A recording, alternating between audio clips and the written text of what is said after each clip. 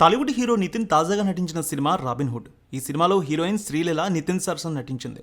ఈ సినిమాకు వెంకీ కుడుముల దర్శకత్వం వహించారు. నితిన్ అలాగే వెంకీ కుడుముల కాంబినేషన్లో భీష్మ సినిమా వచ్చి బ్లాక్ బస్టర్ హిట్ అయిన విషయం తెలిసిందే. ఈ నేపథ్యంలో మరోసారి ఈ కాంబినేషన్ రిపీట్ అయింది. అయితే మైత్రి మూవీ మేకర్స్ ఆధ్వర్యంలో వచ్చిన ఈ సినిమా మార్చి 28న నేడు గ్రాండ్గా రిలీజ్ అయింది. ఓవర్సీస్లో ప్రీమియర్స్ నుంచి నిన్న మంచి పాజిటివ్ టాక్ వచ్చింది. మరి సినిమా ఏ విధంగా ఉంది ఒకసారి రివ్యూలో చూద్దాం. స్టోరీ వైజ్ చూస్తే రామ్ నితిన్ ఒక అనాథ. శుభలేఖ సుధాకర్ నడిపించే ఒక అనాథాశ్రమంలో అతను పెరుగుతాడు. అనాథాశ్రమానికి విరాళాలు లేక పిల్లలు తిండికి కూడా ఇబ్బంది పడుతుంటారు. ఈ సమయంలో దొంగతనాల బాట పడతాడు. పెద్దలను కొట్టు పేదలకు పెట్టు అని రాబిన్ హుడ్ సిద్ధాంతాన్ని వంటబట్టించుకుంటాడు. రాబిన్ హుడ్ అనే నిక్నేమ్తో బడా దొంగతనాలు చేస్తూ ఉంటాడు. ఆ దొంగతనాలను ట్రేస్ చేసి రాబిన్ హుడ్ను అరెస్ట్ చేసేందుకు విక్టర్ షైమ్ చాంగ్ టాకు రంగంలోకి దిగుతాడు. దీంతో దొంగతనాలు కరెక్ట్ కాదని Janardhan Sunnipenta alias Jon Snow Rajendra Prasad నడిపే ఒక సెక్యూరిటీ ఏజెన్సీలో జాయిన్ అవుతాడు. జాయిన్ అయిన రోజే ఆస్ట్రేలియాలో సెటిల్ అయిన ఇండియన్ ఫార్మా కంపెనీ అధినేత కుమార్తె నీరా వాసుదేవ్ శ్రీలీల ఒక ట్రిప్ కోసం వస్తుంది. ఆ ట్రిప్ కోసం కాంట్రాక్ట్ తీసుకుంటారు.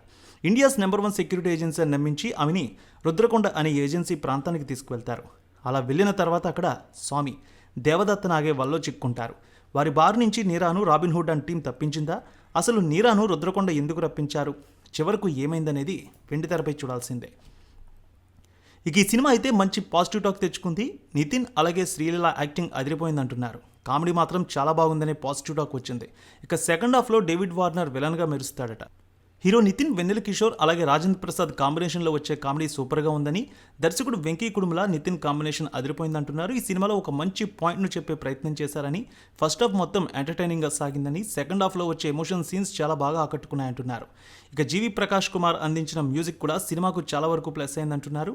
నితిన్ ఈ సినిమాలో చాలా అద్భుతంగా నటన చూపించాడని చెప్పాలి. శ్రీలీల సైతం తన పాత్రకి ఇంపార్టెన్స్ ఉండడంతో ఆ పాత్రలో ఒదిగిపోయింది. ఇక టామ్ చాకో కూడా తన పాత్రకు చాలా వరకు న్యాయం చేశారు. కామెడీ టచ్ చాలా బాగుంది రాజేంద్ర ప్రసాద్, వెన్నెల కిషోర్ విషయంలో. ఎమోషనల్ డైలాగ్స్తో ప్రేక్షకులను కట్టిపడేశారు.